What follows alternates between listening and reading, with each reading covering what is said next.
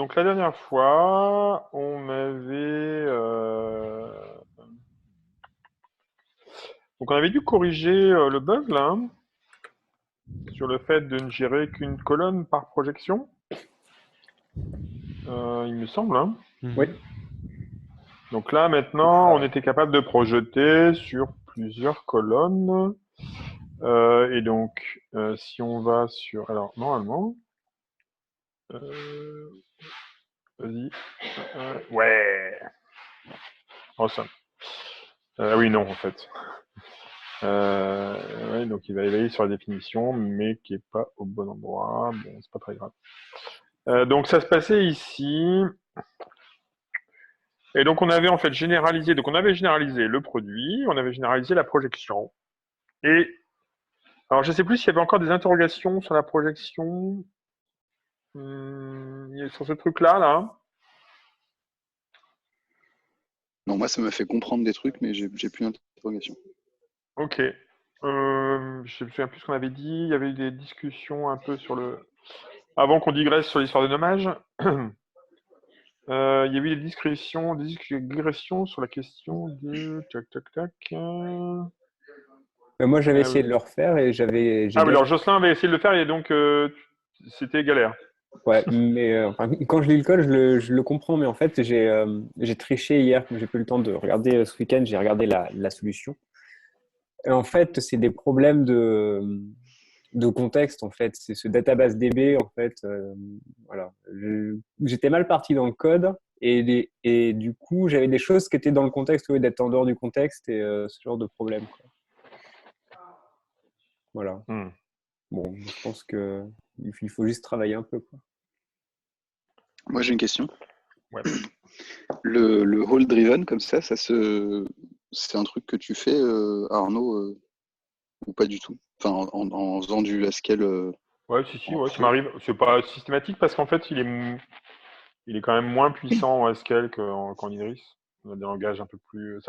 C'est mais oui, si, ça m'arrive assez souvent. Tu vois, par exemple, de dire ah tiens, c'est quoi ce truc-là là? Du coup, de me dire bon, ah ok, donc tu dois avoir cette tête-là. Et après, à partir une fois que j'ai la tête du machin, bah ça aide en fait à détailler. Je l'ai pas, je le fais pas. C'est pas une. Ouais, c'est assez systématique quand tu as ce genre de problème, mais comment dirais-je? C'est pas une. Je l'ai pas formalisé quoi. Au sens où autant tu vois dans Idris par exemple c'est très formalisé en fait parce qu'en fait l'éditeur t'aide beaucoup et l'environnement t'aide beaucoup et en fait les types sont tellement explicites qu'en fait c'est assez naturel de le faire. Mais d'une certaine manière en Idris c'est un peu triché parce que tu donnes les types c'est explicite.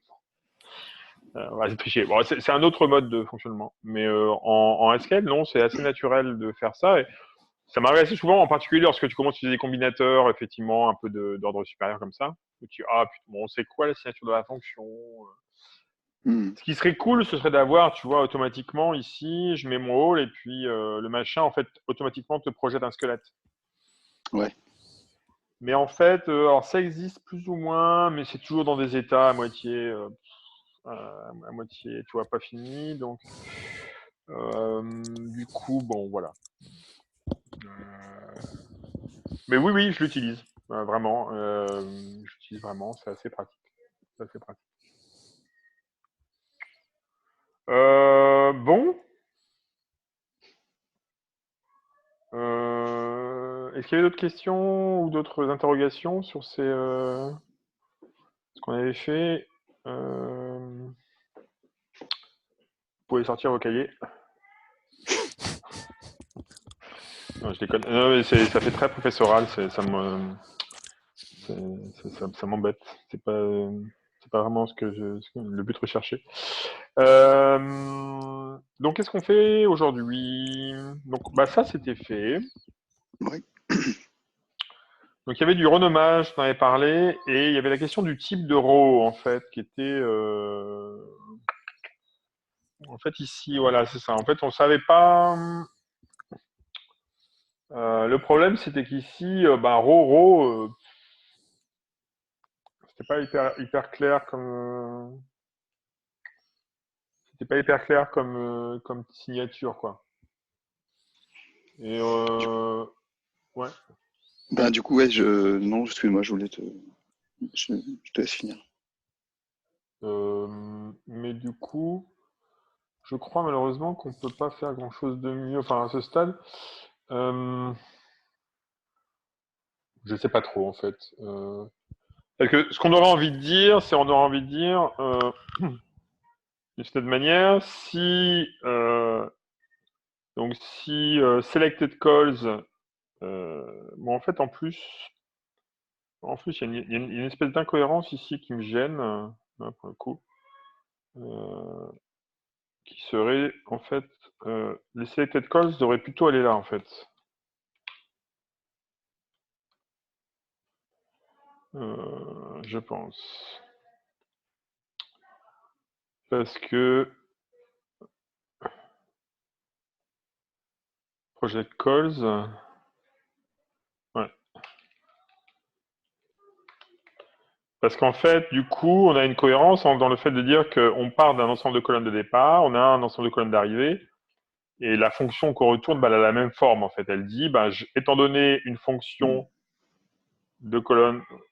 Alors, on pourrait le voir comme ça en fait hein, aussi. On pourrait se dire, tiens, si j'avais ça par exemple. Ouais. Euh, Qu'est-ce que je pourrais en faire? Pas grand-chose en fait. Parce qu'en fait, je pourrais dire un truc du genre comme ça, quoi.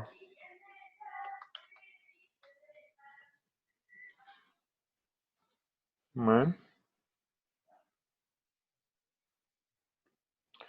En fait, ce qu'on aurait envie de dire, c'est ce qu'on aurait envie de voir, c'est qu'effectivement, il y a une espèce d'identité structurelle entre la projection des colonnes et la fonction qui est retournée ici. Ouais. Ouais. Bah, ouais. Du coup, je me pose une question.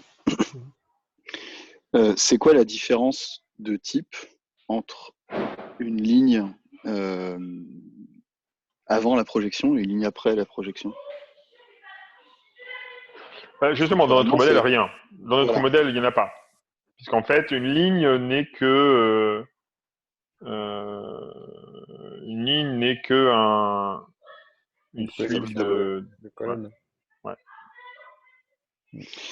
Euh, du coup, à part du nommage, est-ce qu'on peut améliorer un truc là-dessus?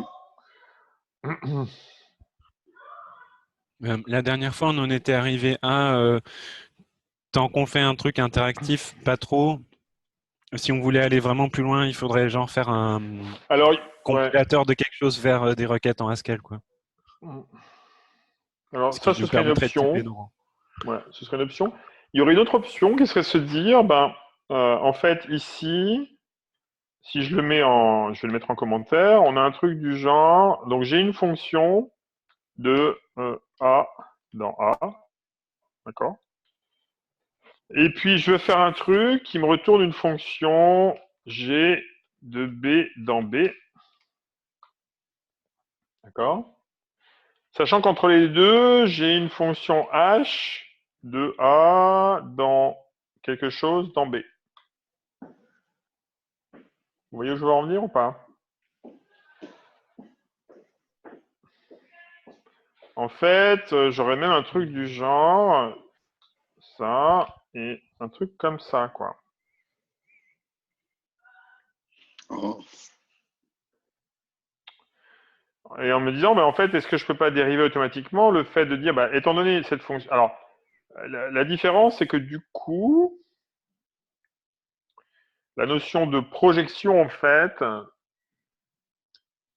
notion de projection, ça correspond à la notion de sous-ensemble, d'une certaine manière. De dire, en fait, là, je fais vraiment l'exploratoire. Hein. Ça, c'est à peu près égal à un truc qui me dit de A dans boule. Ouais. Ouais. D'accord. Donc, ce que je suis en train de dire, c'est qu'en fait, j'ai une fonction de projection qui me dit est-ce que cette colonne est, est-ce que cette colonne est sélectionnée? Et en fait, euh, pour le raisonnement, c'est dire ici, c'est un truc complètement arbitraire en fait. Rien ne me garantit que le résultat de retour en fait de colonne name est inclus dans l'ensemble de départ, Hmm. ce qui est extrêmement regrettable. Parce que du coup, rien ne me garantit que ici, j'obtiens pas du garbage. Alors que si je pars de ça en disant, bah, en fait, ma sélection, c'est ma projection, c'est vraiment ça en fait. C'est étant donné un nom de colonne, quels sont est-ce que cette colonne est dans ma sélection ou pas? Et du coup, on reviendrait plus ou moins sur la solution à base de filter que Johan avait proposé. À base de De filter. euh, alors, Et ce qui nous permettrait plus de gérer l'erreur de la colonne non existante. oui, oui, mais en fait, oui et non. Enfin, on va être obligé de la gérer, mais on va être obligé de la gérer en garantissant qu'elle n'arrivera pas. Oui, ok. Parce qu'en fait, tu n'as pas trop le choix. Quand tu veux indexer une liste, forcément, tu as forcément un maybe qui retourne. Mais du coup, est-ce que cette vérification, elle devrait pas être faite dans la couche au-dessus, la couche du parseur, finalement? Euh, ouais, mais alors ça supposerait que dans le parseur, tu trimbales en fait le schéma. Ouais. Bah, je sais pas comment il est fait le parseur, hein, je dis ça de manière. Mais en fait, ouais, c'est rarement une bonne idée parce qu'en fait, le parseur. Sinon, ça veut dire que dans ton parseur, tu trimbales tout au contexte. Alors tu peux, mais du coup, ton parseur devient contextuel et tu peux plus l'utiliser si t'as pas le contexte, quoi. Ouais, ok. Ce qui est pas forcément idéal, hein. Donc une autre approche, effectivement, serait de partir en disant ma fonction de projection, c'est une fonction de A dans boule. Et du coup, si j'ai une fonction de A dans boule, je peux en dériver une fonction H de B dans boule. Et du coup, produire une fonction G qui va me garantir que, étant donné une colonne de ma table, j'obtiens bien une ligne qui est cohérente avec F, avec sa fonction de projection.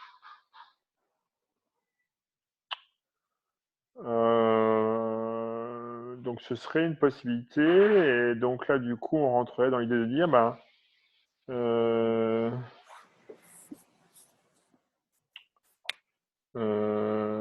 il faudrait que j'ai une fonction de A dans B en fait. Il faudrait que j'ai une fonction de A dans B. Maintenant, si j'ai une fonction de A dans B, je peux dire si j'ai un A boule, je compose A boule avec AB et j'obtiens B boule. C'est l'inverse en fait. Donc une table d'association, une colonne. Ouais, c'est ça. Ouais. Ok. Donc ça, ce serait un moyen de rendre le truc un peu plus safe.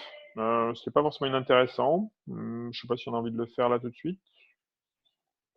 Qu'est-ce qu'il y avait d'autre sur notre liste de courses? Alors, en liste de courses, on avait rename DB sur tables. Bon, ça on peut le faire éventuellement. Ça mange pas de pain, ça va nous prendre 5 minutes. Et puis après, il y avait le gros morceau qu'on évite soigneusement depuis un certain temps, qui est d'attaquer la structure intelligente de la base de données. Moi, ça me dérange pas d'attaquer le B-tree, tant que j'y connais rien. Le rename DB vers tables, comme tu l'as dit, ça prendrait peut-être 5 minutes. Je sais pas pourquoi est-ce qu'on avait dit qu'on voulait appeler ça tables. Mais en fait, c'était suite à une remarque de Jonathan qui avait dit ouais, mais bon, en fait, le nom de DB était pas top en fait, ce qui n'était pas faux. J'essaie de le retrouver, voilà. Ici, on avait.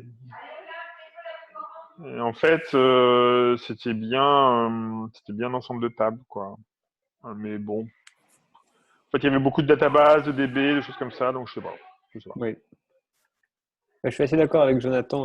Sur le truc, c'est difficile de voir la diff entre DB et database, puisque DB, ça veut dire database. Mm. Ouais, donc on peut le faire, hein, c'est pas. Je pense que c'est pas bien méchant. On peut le faire tout de suite. Alors, on va dire. Sauf que là, j'ai beaucoup de DB. Donc, on va dire. Hop. DB to tables. Non. On va pas faire ça, là. On va pas le faire comme ça. On va le faire autrement. Alors, on va faire. Hop. On va le faire à la main. Et puis, on va laisser le compilateur nous guider. Du coup, d'un autre côté, tables.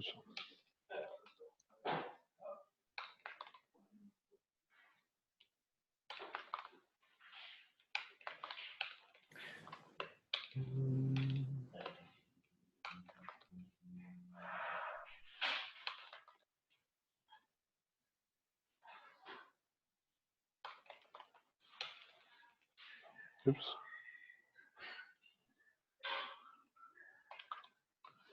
Hop.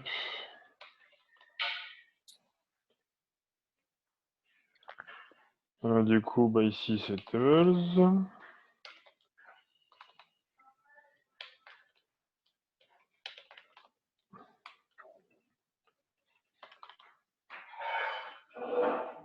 Donc ça, c'est bon. Alors, si je fais... Hop.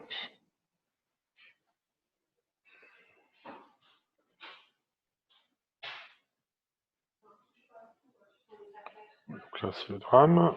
Hop.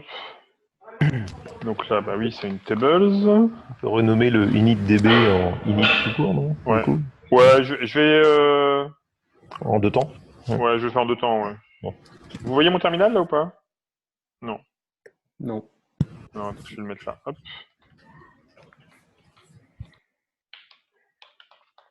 Là, c'est bon?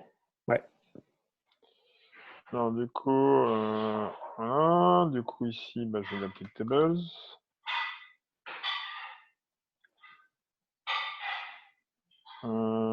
Ici, on va l'appeler... Voilà, par contre, là, je peux le renommer. Tables. TB.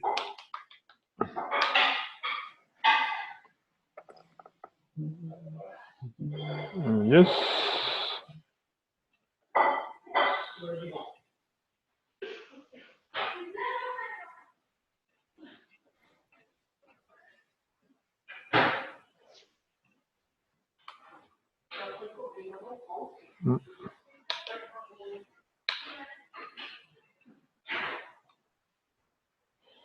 Il y a le Firewatch qui est parti en sucette, là.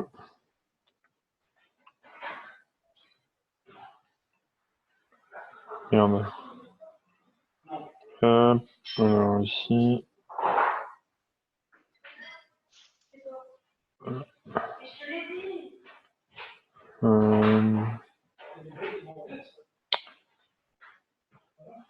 C'est où ça? Evaluate.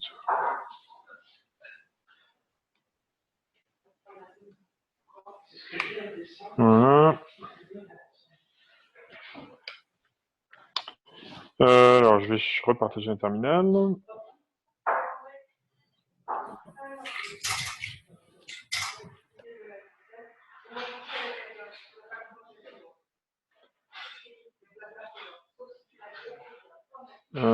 Alors ici, bah oui, tables. Hein.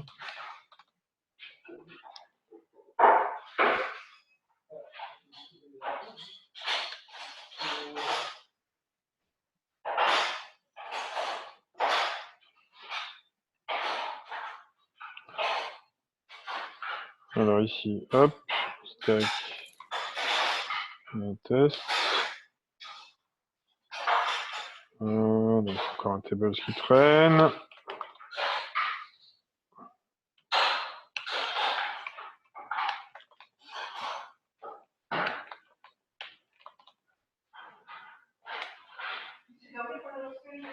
Bon, c'est toujours un peu chiant. Hein.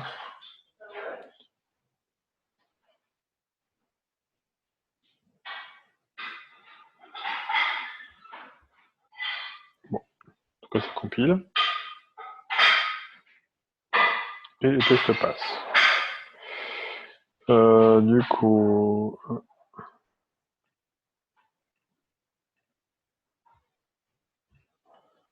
hop.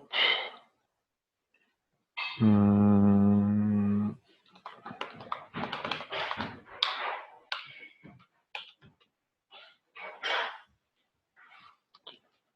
Ok. Du coup, donc il y avait la suggestion de renommer. Je le fais par petits bouts parce que sinon. Donc initdb, on peut renommer en quoi? Initables? Ouais. En init?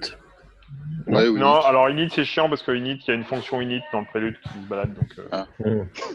ouais. Ou empty tables? Ouais.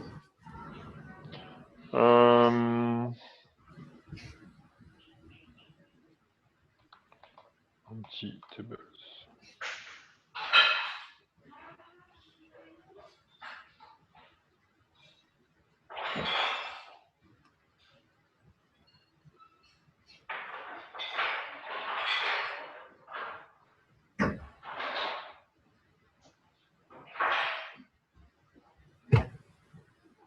Ah, non, c'est passé à l'as là.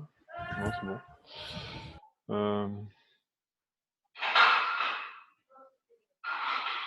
Ok, du coup, si je réessaye.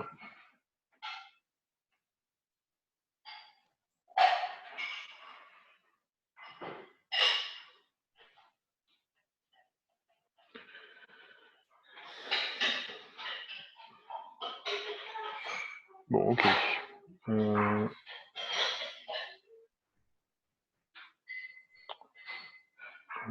Je-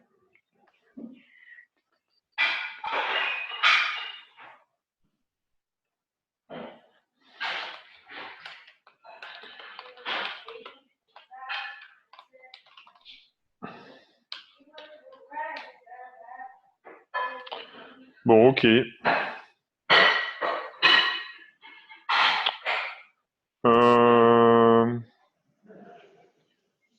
Bon, je propose qu'on essaie d'avancer sur. Yes. Alors comment? Ouais. Ok, donc hop, on va dire. Ça c'est faux. Alors comment on pourrait. Donc là, ce qu'on avait dit, c'est qu'on était parti d'un vecteur DB. Ah merde, je ne l'ai pas rajouté, lui.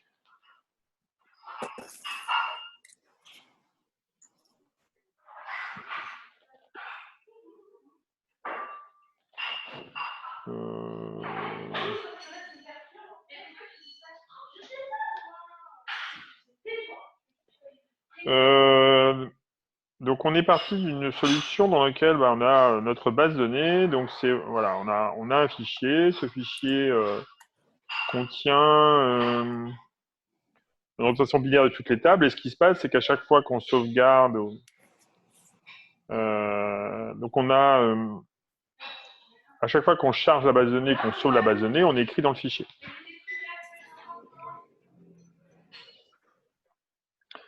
Et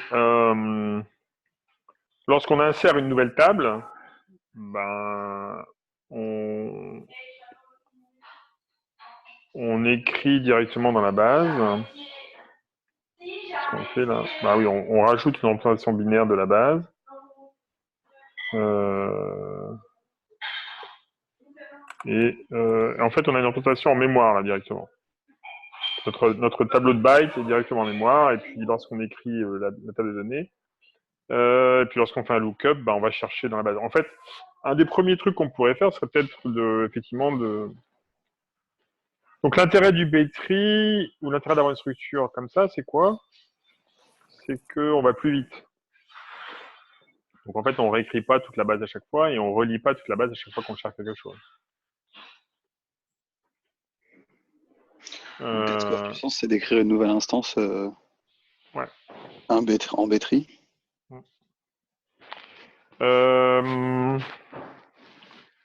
Ouais. Après, la question, c'est. Ça peut être aussi, mais maintenant, on n'a Enfin, on n'a pas de problème. Pourquoi se faire chier à écrire un B-tree? C'est vrai. Ouais. On est d'accord que le but là, c'est plutôt de trouver un problème que de décider de ne pas faire de B-tree, non? Ouais, mais ce serait intéressant. Ce que j'essaie de, la question que je serais en train d'essayer de me poser, c'est qu'est-ce qui pourrait motiver le fait d'écrire un B-tree? Oui. Parce qu'en fait, ça revient à écrire une autre instance et la sérialisation là à côté, et c'est un problème, orthogonal, quoi. Enfin, ça n'a pas de rapport. Ouais, et alors non, et puis il y a aussi la question de. Alors, il y a cette question-là, effectivement, donc tu peux. Mais en fait, le problème, c'est que l'instance de tables ici, l'interface de tables, en fait, est pas suffisamment,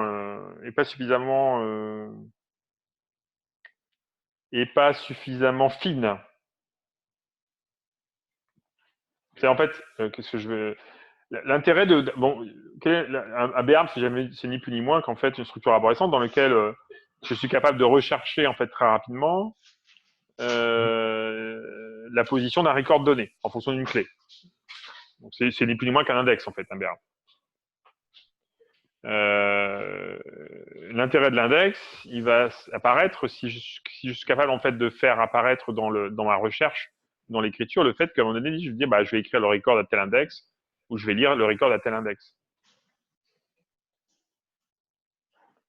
Ce que je suis en train d'essayer de dire, c'est que peut-être que qu'un des problèmes que résout le B-tree, c'est le problème de performance de la base. Oui. Que du coup, on pourrait se poser la question de dire, mais est-ce qu'on a un problème de performance? Et si on n'a pas de problème de performance, qu'est-ce qui pourrait faire manifester ce problème de performance? Donc, ce serait par exemple d'écrire un test. Vous voyez où je veux en venir ou pas? Ou c'est moi qui me tripote la nuit là tout seul? Tu Par voudrais qu'on ailleurs, écrive un test qui prenne 5 secondes à s'exécuter? Je voudrais qu'on écrive un test qui manifeste le fait que notre structure de données est totalement inefficace. Oui, c'est plus que en nombre d'opérations réalisées ou en nombre de records écrits, quoi. Ouais, c'est ça, c'est dire, mais en fait, notre structure de données est totalement inefficace, et donc du coup, à un moment donné, si on veut être capable de manipuler des bases de données, si on veut être capable de manipuler des bases de données suffisamment grandes, on va être emmerdé en fait. mais est-ce que l'algèbre actuellement gère les closeware ou Non. Alors ça peut être une. Alors du coup, on peut pas faire de recherche sur un index. non. Donc le B-tree va pas nous servir à grand chose. Ouais. Donc extend. Donc là, on pourrait se dire. En fait. Est-ce qu'on a une closeware, supportware? Non, on n'a pas closeware. Si je regarde dans notre parseur, on s'est sélectionné, on s'est inséré, on s'est créé une base. Et sélectionner, c'est on sélectionnait un certain nombre de colonnes et dans un certain nombre de tables. En l'état, on ferait du append sur le fichier, ça marcherait, quoi.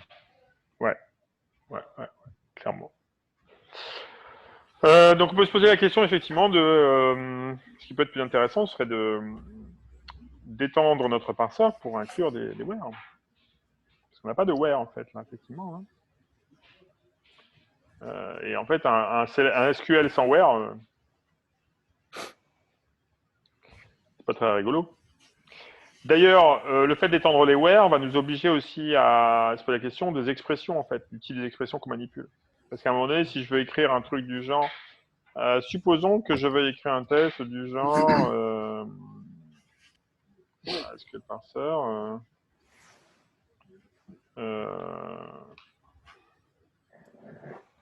En fait, oups.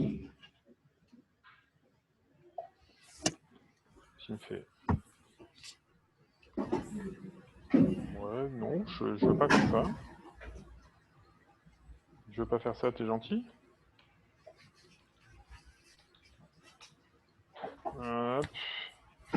J'aurais peut-être envie interprète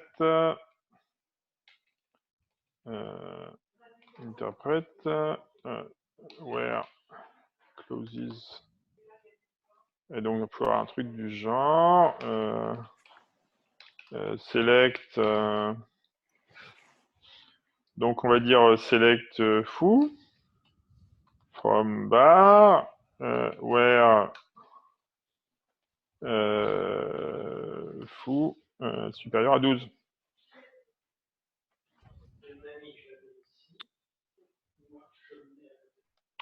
Oui, en fait, dans notre SQL, tant qu'on n'a pas la projection et la sélection, ce sera très intéressant de se poser la question du stockage, je pense. Donc, vous pourrez faire ça. Vous en pensez? Mais après, ça veut dire qu'il va falloir que tu indexes aussi. Mais... Bien sûr, mais en fait, le B-tree n'a intérêt que si tu indexes. Oui. Bah oui. Et vice-versa. Enfin, Oui, mais tu peux avoir un index inefficace en mémoire. Après ou tu peux avoir non, en fait, à partir du moment où on a un index, on va pouvoir écrire, on peut se dire que si on part du chemin en disant bon, on va augmenter le SQL en intégrant des where. Du coup, on va se poser la question de l'indexation.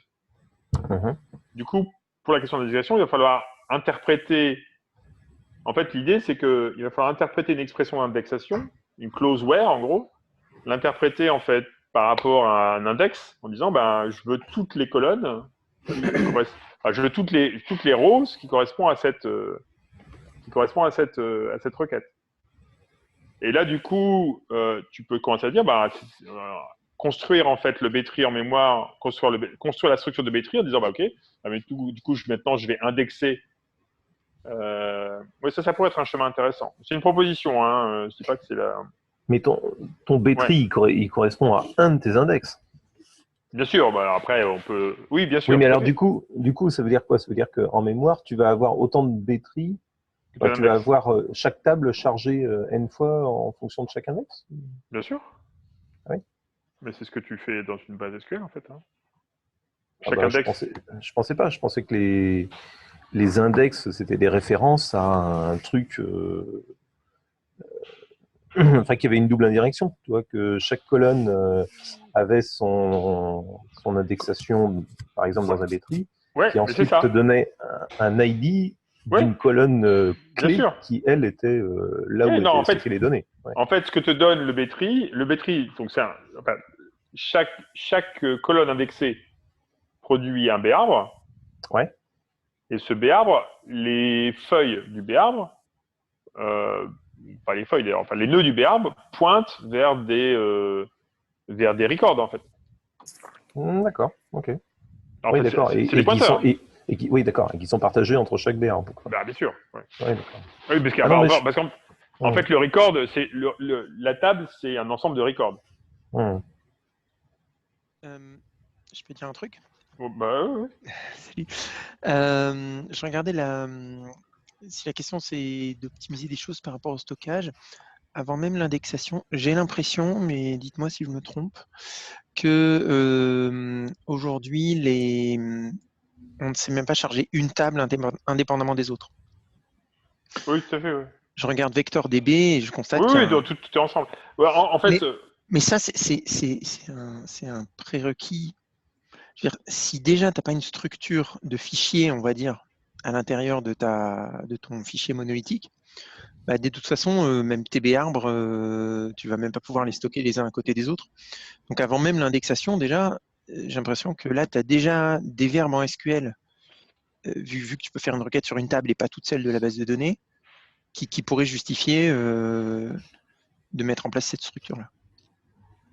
Peut-être un autre axe, mais voilà. Ok, donc ce que tu dis, donc, ce serait dire... Ce que je dis, c'est que tu pourrais... Il y a une solution à la MySQL historique qui consiste à dire chacun de mes fichiers de base de données. C'est-à-dire chacun de mes index, c'est un fichier, chacun de mes stockages, c'est un fichier, etc. Donc, je peux les mettre côte à côte sur File System. Mais pour l'instant, il y a une approche que j'ai vue qui est prise dans VectorDB qui est de tout stocker dans SQLite.db. Et donc, soit tu peux choisir de préserver ça, mais du coup introduire une structure de fichier à l'intérieur de SQLite.db, soit tu exploses le SQLite.db et pour l'instant, tu stockes dans N fichiers.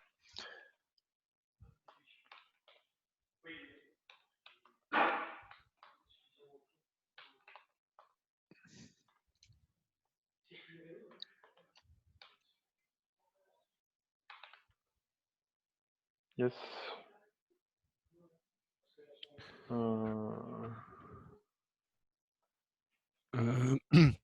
Message de service, Zoom semble avoir perdu le lien avec mon compte pro, donc il a décidé qu'on était limité à 45 minutes. Ça risque de couper si je... Enfin, je suis en train d'essayer de lui faire comprendre que si, j'ai payé.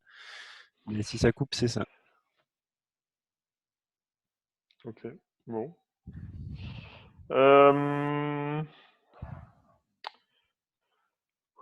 Que de choix.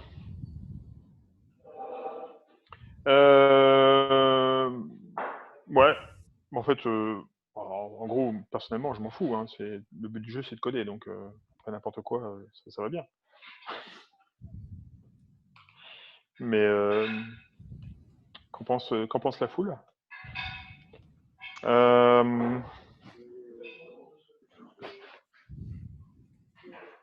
Alors moi, j'ai complètement, la discussion sur le B-arbre et l'indexation de la base m'est complètement passé au-dessus de la tête.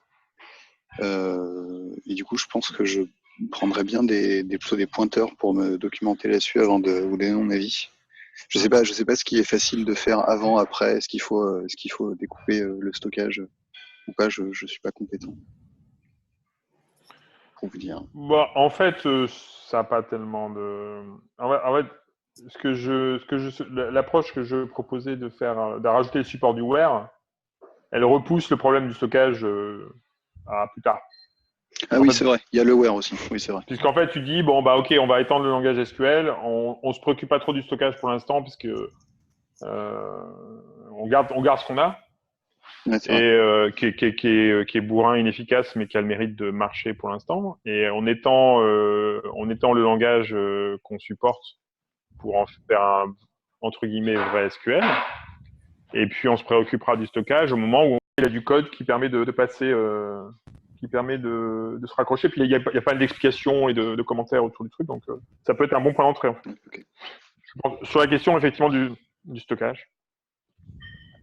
Ouais, donc, Ouais, par rapport à ce que tu disais, je pense que ça peut être intéressant de commencer par le truc en mémoire. C'est effectivement, on verra le stockage après. Là, on considère que c'est la recherche avec le where qui nous pousse à introduire des B-arbres en mémoire. Bon, en fait, les deux sont intéressants. Hein, donc, après, effectivement, la structure du stockage, je pense que ce que faisait remarquer Jonathan, en fait, notre stockage est au-delà de la structure de B-arm, qui est au-delà de la question de l'indexation du contenu des fichiers, effectivement, la question de la manière dont on stocke et de la représentation binaire, qui pour l'instant est dans un vecteur DB où tout est ensemble et où effectivement tu es obligé de parcourir toute la table pour retrouver quoi que ce soit. Et très loin d'être optimal et oui, à la limite, cela dit, après on peut très bien se dire on continue avec un truc comme ça et lorsqu'on a besoin de rajouter un index, on peut rajouter un index en fait dans notre structure. On peut se dire notre by stream, notre tableau de bytes ici contient une liste de tables et éventuellement une liste d'index. Et puis, lorsqu'on cherche un index, on cherche l'index et après on cherche la table. C'est assez con, mais ça a le mérite de ne pas se poser la question de.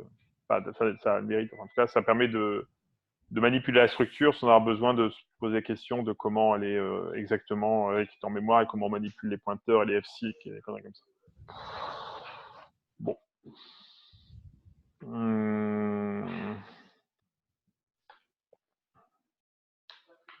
Ok, donc je vais juste noter. Et là, on dit, hop.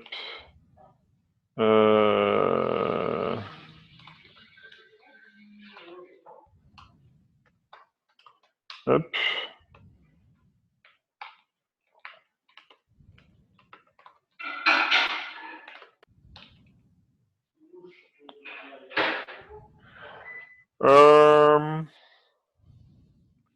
On essaie de partir sur le where alors? Pour sachant qu'il reste un quart d'heure, donc yes. Ok. 20 minutes. Et que on se dit que j'arrête de taper? Eh ben, Alors, on n'a pas du tout de parseur pour le where, donc soit on peut. bah là, on en a un là. Commencer. Ah si, on a un.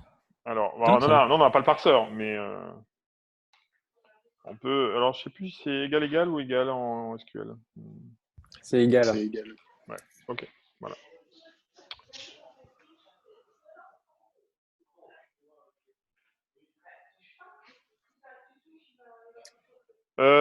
Bon, ok. Ok. Mais il faudrait pas qu'on fasse un insert dans le test? Non, parce que là, c'est le parseur.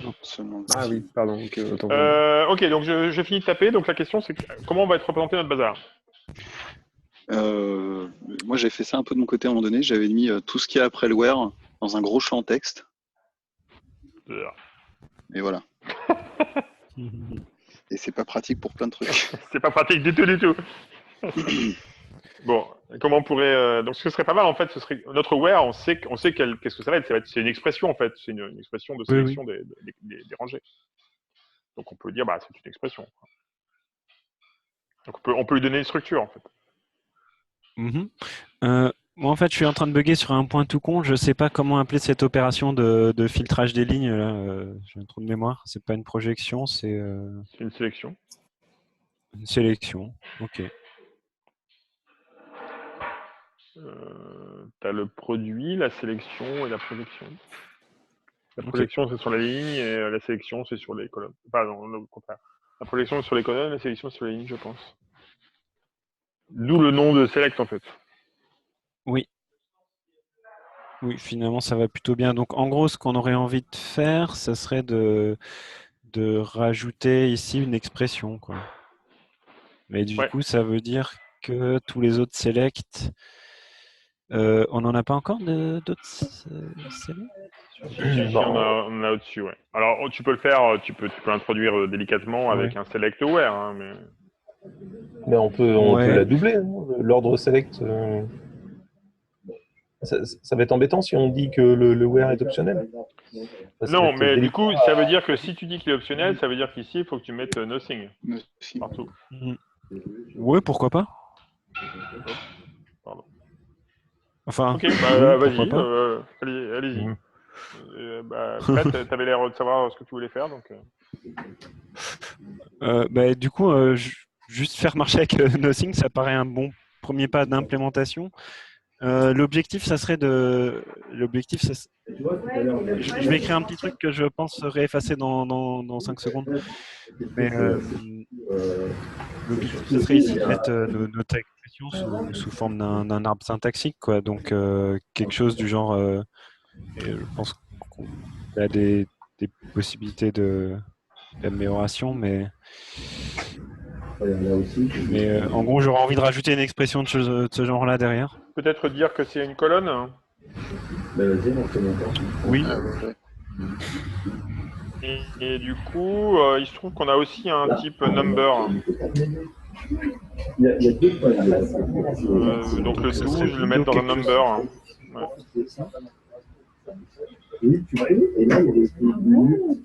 De ce genre-là. Ouais, c'est pas mal ça. Il manque une parenthèse fermante, je pense. Ouais. Voilà. Donc j'aurais envie de faire marcher ça. Et donc pour faire marcher ça, à la limite,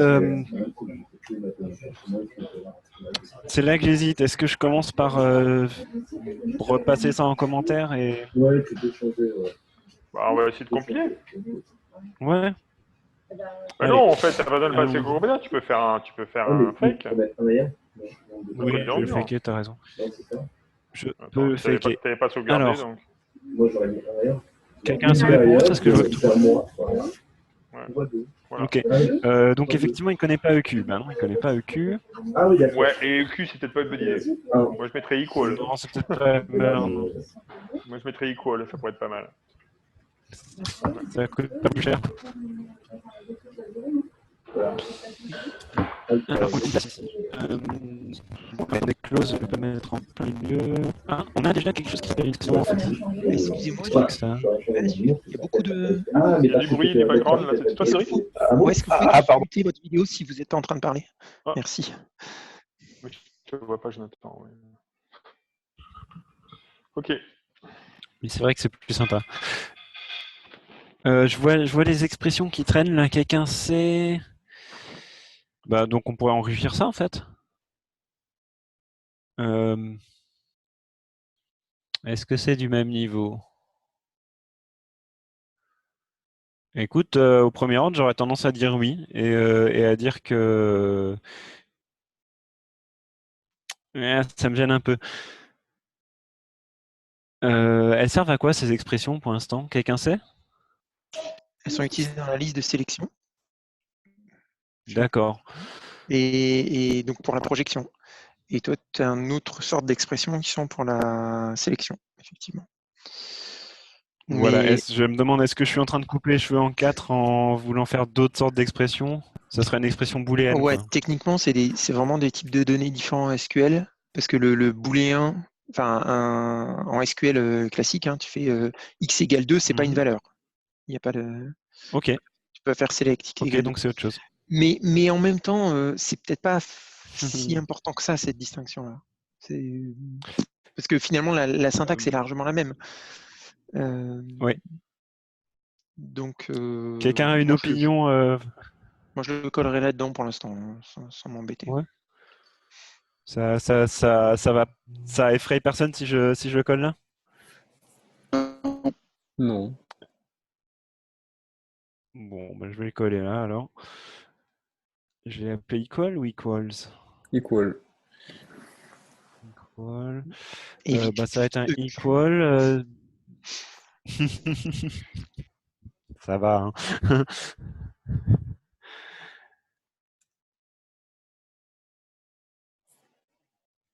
Ça va être un equal entre un...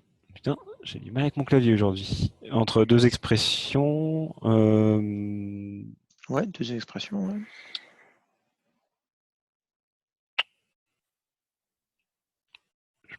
Bah oui. Je sais pas. J'avais un moment de doute, mais oui. Donc là, au moins, il devrait connaître le type maintenant. Ah. Je m'attendais à avoir un truc qui se relance, mais le terminal est tout figé. Attends, expression égale... Attends, mais equal, il n'existe pas là. Là, t'es pas dans la définition du type, t'es dans un helper de construction de... Vous avez raison. Bah, je me croyais je me disais, c'est marrant cette syntaxe, je me sentais un peu paumé. Alors, ça va mieux. Ici. Cela dit, je pense que le helper est probablement passif. Wow. Quelqu'un qui... Il fallait patcher le helper aussi. Moi, je sais pas moi. Moi, j'ai pas réussi à installer la Non, mais là, il y a l'éditeur qui fait des trucs très bizarres en fait. Ouais, je le vois aussi. Ouais. Et c'est Arnaud Bailly. Ouais.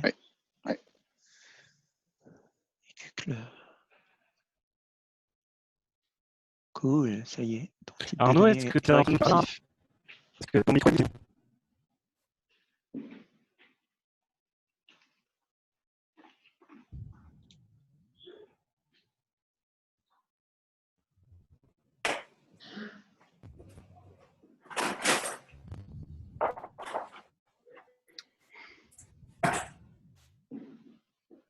Okay.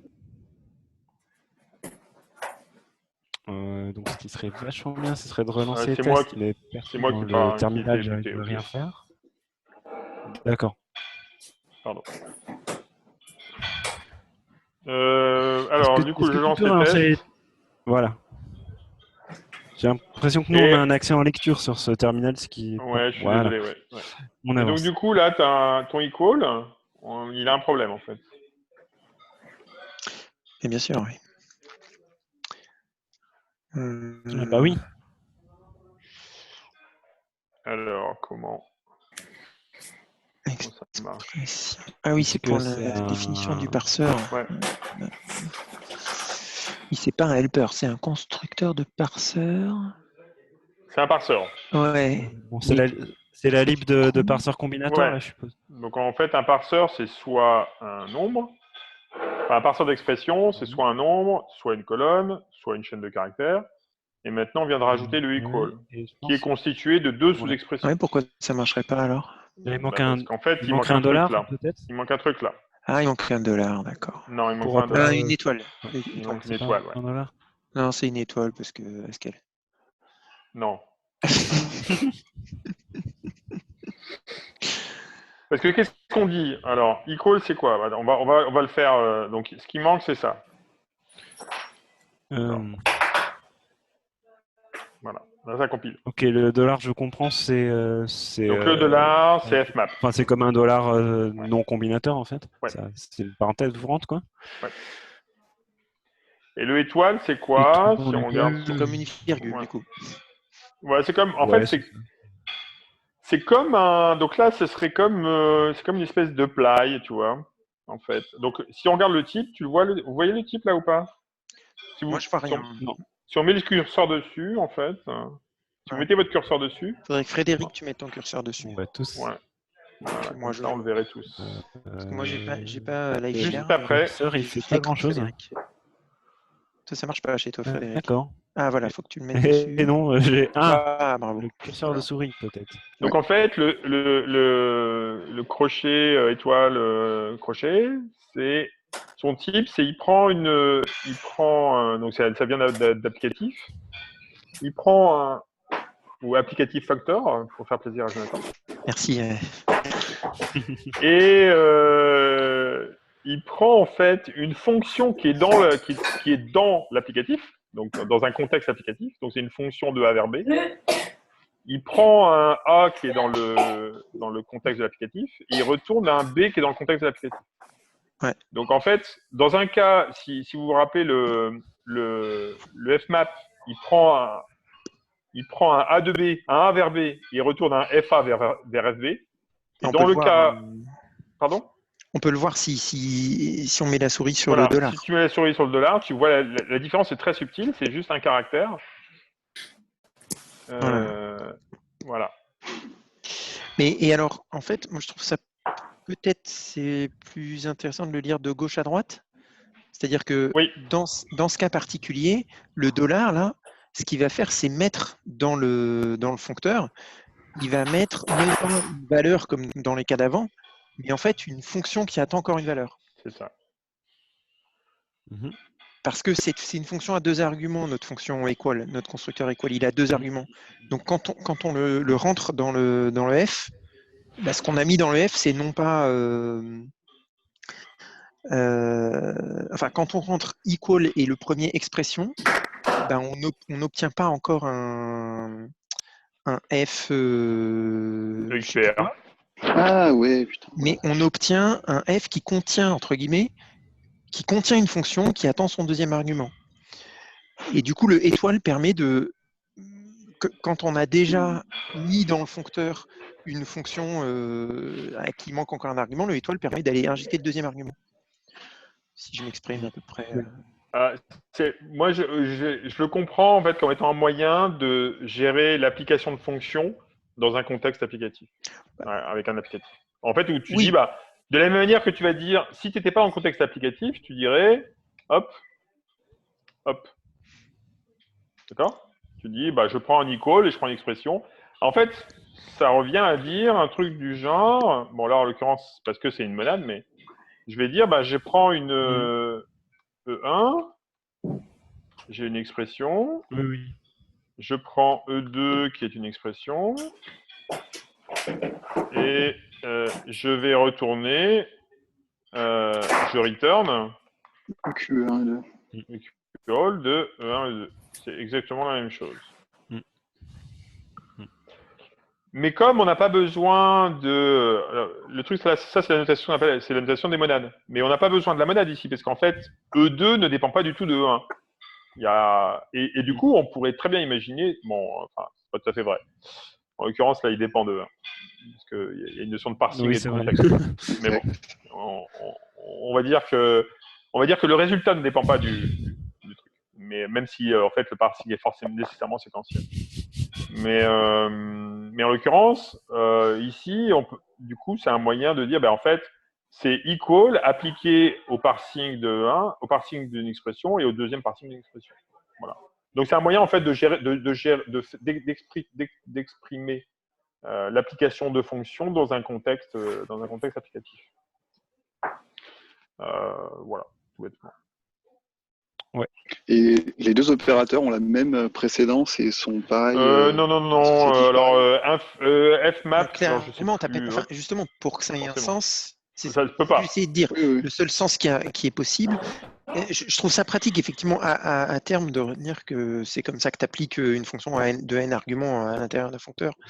Mais je trouve ça utile aussi, justement, de comprendre comment ça se passe. C'est-à-dire que c'est d'abord le dollar qui s'applique. Ouais. Oui, en fait, ils ont la même. Ça peut pas marcher. Ils ont le même niveau ils ont le même niveau en fait, mais ils sont associatifs à gauche. Mais ils sont associatifs à gauche. Donc, effectivement. Donc, c'est forcément le dollar qui s'applique d'abord. Qui dit tu rentres ta fonction dans le foncteur et ensuite tu lui passes tu injectes un deuxième argument qui fait que la fonction devient la valeur finale de résultat. Yes. Et qu'on peut passer à la suite du parsing. Voilà. Et ça, c'est vraiment une construction très très très très courante. C'est un truc vraiment très très courant maintenant. Peut-être, voilà, en particulier depuis que l'applicatif est devenu vraiment une partie intégrante de la hiérarchie. Je suis en train de regarder un papier que tu connais sûrement de Simon de Marlowe sur l'applicatif Do. Ah oui, sur Axel. Très beau papier. Et Axel, c'est impressionnant. C'est vraiment un truc, c'est génial. Je sais pas. Mais finalement, aujourd'hui, il n'y a pas d'applicatif Do. Si. C'est-à-dire si. Il y a un applicatif Do. Du coup, ça veut dire que la syntaxe, l'écriture que tu as utilisée tout à l'heure avec le do, elle aurait marché. Oui, mais alors elle marchait parce que parseur est monadique. Oui, mais elle marche même si c'est pas une monade. Ouais, c'est un applicatif. D'accord. Du coup, il suffit que ce soit un applicatif pour pouvoir faire du do. Ouais, mais tu peux appliquer. En fait, non, mais ça va même plus loin que ça. C'est que si ton contexte est monadique et applicatif nécessairement, en fait, il va être assez intelligent pour transformer la syntaxe do selon les cas en applicatif ou en monadique. D'utiliser soit le bind, soit le apply soit le apply. Je suis en train de me demander sur quoi il peut se baser pour être intelligent. Sur l'arbre des dépendances, en fait. En fait, quand tu écris ça, c'est ce que j'ai écrit tout à l'heure. C'est pour ça que je parlais de notion de dépendance. C'est la différence fondamentale entre une monade et un applicatif. Okay. Quand tu dis ça, en fait, tu dis E1 et E2 ne dépendent pas l'un de l'autre. Et donc le compilateur, quand tu utilises l'applicatif do, il va, on pourrait peut-être le voir, mais bon, bref, il est 35, mais ce sera un exercice intéressant pour la prochaine fois.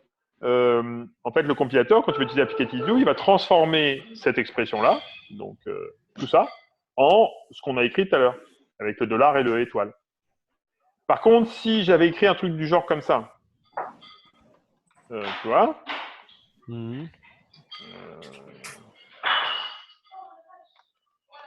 voilà. Si en fait j'avais une fonction qui est. Forcément, il est obligé de le faire en monnaie. Enfin, de E1. Voilà. De E1. Oui, de E1, oui, bien sûr.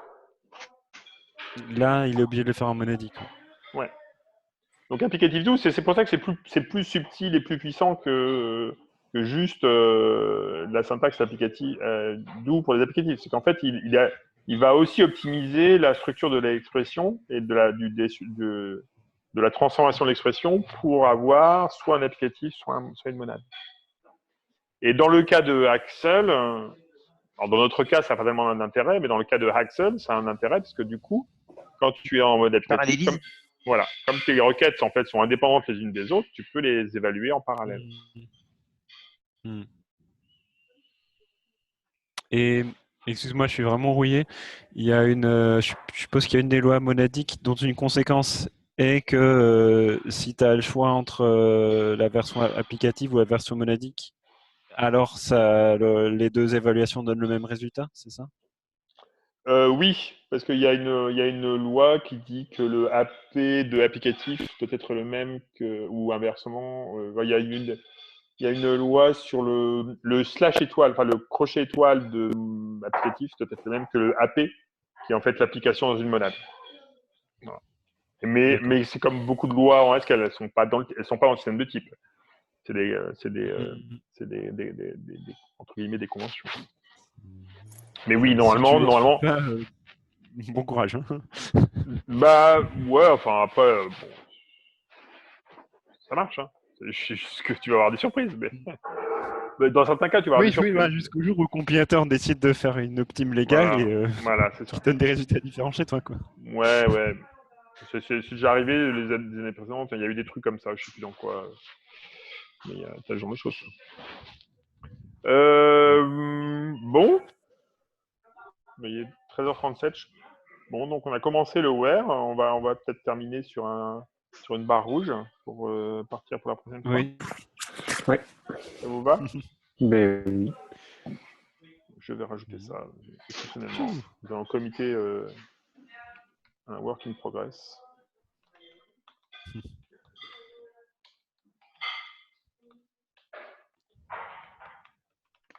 Par curiosité, vous avez tous Stylish Haskell qui vous hurle dessus à chaque sauvegarde de fichier ou pas?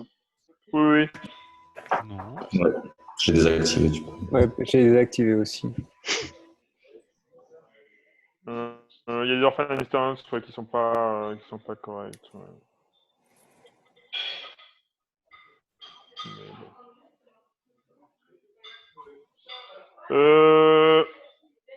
Bon. Bon, question, remarque. Du coup, VS Code.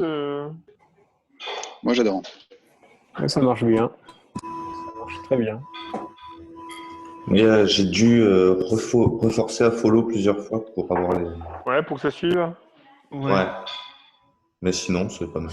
Ouais, je suis un peu partagé par cet aspect-là, effectivement, de le follow qui a disparu à un moment et les tooltips, du coup. En fait, on voit pas tous la même chose, ce qui est en même temps la force. On n'est pas obligé de voir la même chose. Et la faiblesse quand on veut montrer. Ouais, je suis assez d'accord. Ouais. C'est vrai que le coup, là, regarder l'étoile et machin, c'est vrai que c'était pas génial. Et le terminal aussi qui est pas partagé. Non, il est partagé, c'est juste que je l'avais partagé en lecture seule, en fait. Ah, ok. C'est ma faute. Je l'ai pas relancé, mais en fait, tu peux partager ton terminal en read-write selon les cas. Sachant que comme c'est ton terminal chez toi, si tu veux... Ouais. Bon, ça peut être embêtant. On sait jamais. Oui. Je vous fais confiance, hein, mais la confiance n'exclut pas le contrôle. Après, tu nous laisses éditer du code Haskell que tu exécutes, hein, je te ferai remarquer. Pardon? Tu nous laisses éditer du code Haskell qui est exécuté sur ta machine. Oui, non mais bon, je plaisante. En l'occurrence, dans le cadre qui est le nôtre, c'est pas un problème. Je mettrai en read-write la prochaine fois. Mais en l'occurrence, c'est juste effectivement un truc qui est plutôt pas complètement idiot. C'est pas forcément. Ne serait-ce que pour éviter les erreurs. En fait, c'est pas tellement un problème de confiance, c'est juste un problème d'erreur. Se retrouver à faire c'est embêtant. Mais moi, ça me dérange pas quand je fais une connerie chez moi, pour moi. Mais chez quelqu'un d'autre, ça peut être gênant. Qu'est-ce que je voulais dire? Non, sinon, c'était cool. Moi j'aime bien. Ouais, vraiment, je suis assez convaincu. J'avoue que je suis assez bluffé. Ouais, moi aussi. Hein, je préfère ce mode-là à l'Emacs. À l'Emacs dans le Tmux, ouais.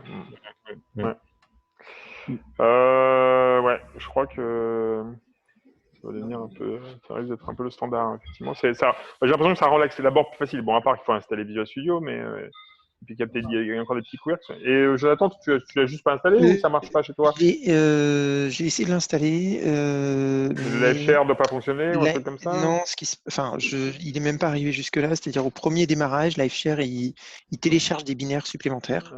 Oui. Et là, ici, c'est bloqué. Il n'a pas réussi à les télécharger. Donc, a pu télécharger l'extension, mais pas les binaires. C'est problème de proxy, un truc comme ça. Probablement qui a bloqué ça. Enfin. Ouais. Au hasard. Voilà. Ouais, bon, ça c'est pas bien grave. Non. Ok. Bon, bah écoutez, merci pour votre participation. C'est toujours cool.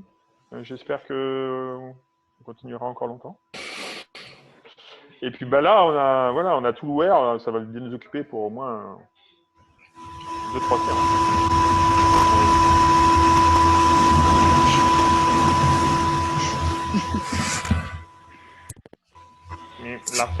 Larsen a frappé.